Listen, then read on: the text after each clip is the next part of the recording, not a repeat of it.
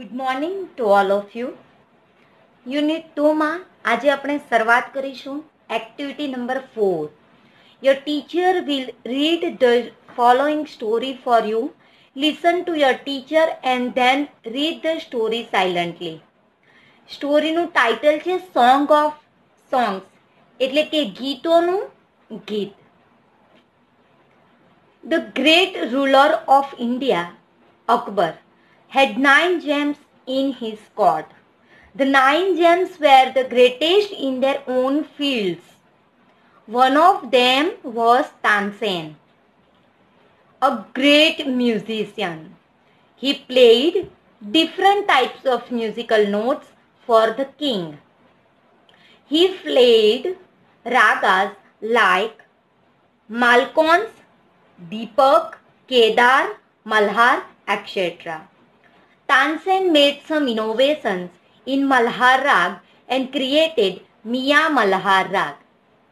અહીંયા એમ કીધું છે કે ભારતના મહાન રાજા શાસક અકબર, જેમના દરબારમાં કુલ 9 રત્નો હતા અને આ 9 રત્નો પોતપોતાની ફિલ્ડમાં, પોતપોતાના ક્ષેત્રમાં એકદમ ગ્રેટ હતા, મહાન હતા. તેમાંના એક જે મહાન રત્ન હતા તે હતા તાનસેન. અને આ જે તાનસેન છે એ રાજા અકબર માટે અલગ અલગ પ્રકારના સંગીતના સૂરો વગાડતા હતા. કયા કયા સંગીતના સૂરો? તો કે તેઓ માલકોસ, દીપક, કેદાર, મલ્હાર વગેરે જેવા વિવિધ રાગો વગાડતા હતા. અને આ તાનસેને જે મલ્હાર રાગ છે એ રાગનો જે ટોન છે એમાં થોડો ફેરફાર કરીને એમણે મિયા મલ્હાર રાગનું ક્રિએશન કર્યું. એમણે અલગ મિયા મલ્હાર રાગ બનાવ્યો હતો. One evening the king was in his court. He said to Tansen, Ustadji, play something new on your tanpura and make us happy. Tansen agreed. He took his tanpura. He started the rag darbari. The court became calm and quiet. People forgot everything about them. After some time, the king looked up, his eyes bright with praise. Wonderful, he said. શું થયું?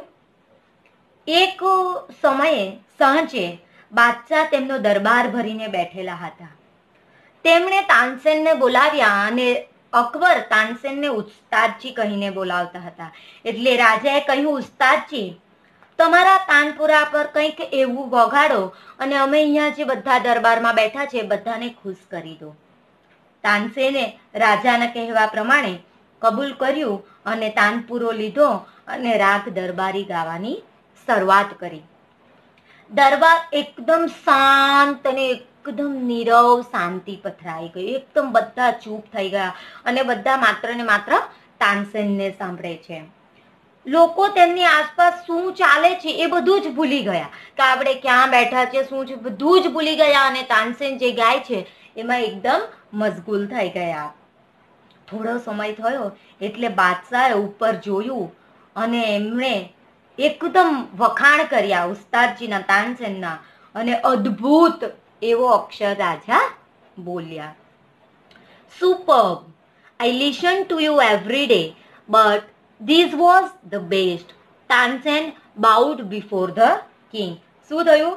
રાજાએ કીધું, એમના વખાણ કર્યા અને કીધું અદ્ભુત, અને કીધું કે હું તમને રોજ સાંભળું છું, તમે રોજ ગાઓ છો મારા માટે, હું તમને રોજ સાંભળું છું, પણ આજે જે તમે ગાયું એ મારા માટે સૌથી સારું છે.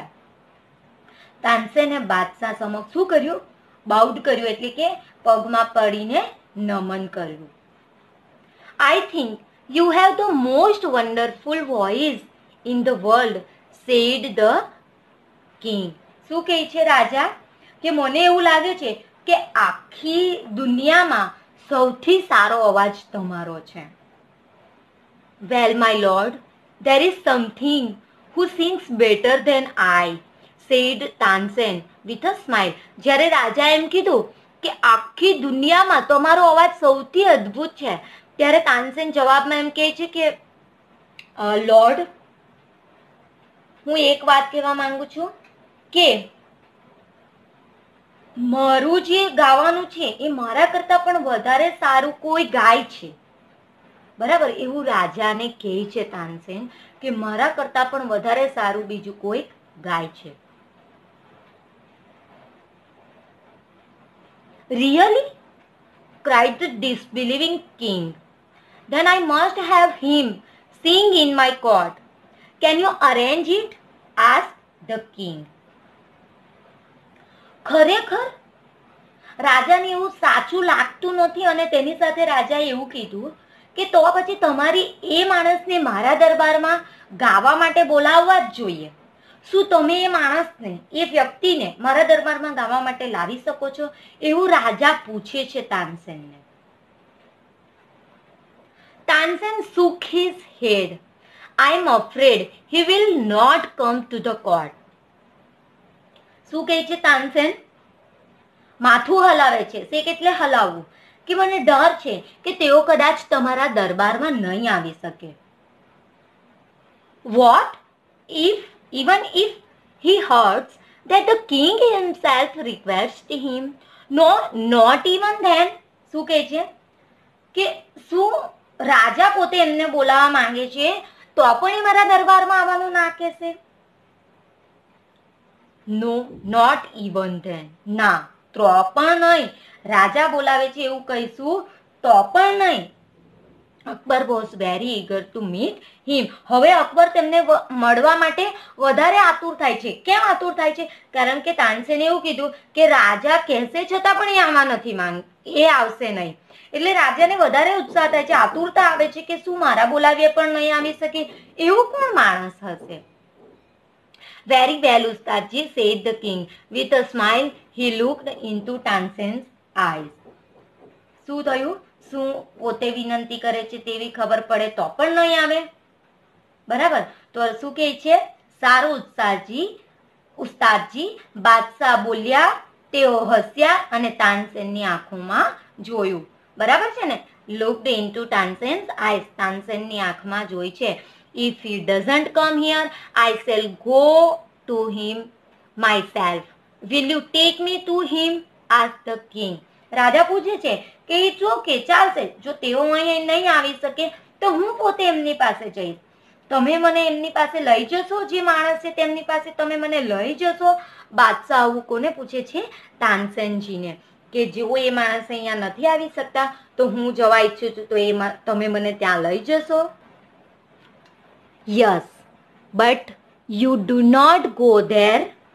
But you do not go there as the king, said Tansen.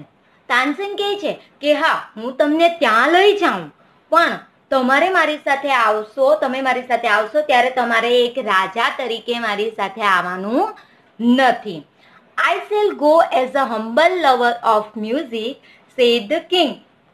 રાજા એમની આ વાત સાથે સહેમત થાય છે અને રાજા કહે છે કે હા, હું એક સંગીતના નમ્ર ચાહક તરીકે સાથે જઈશ. આવું કોણ કહે છે? રાજા કહે છે. હવે આપણે જોવાનું છે કે શું તાનસેન અને રાજા ક્યાં જશે?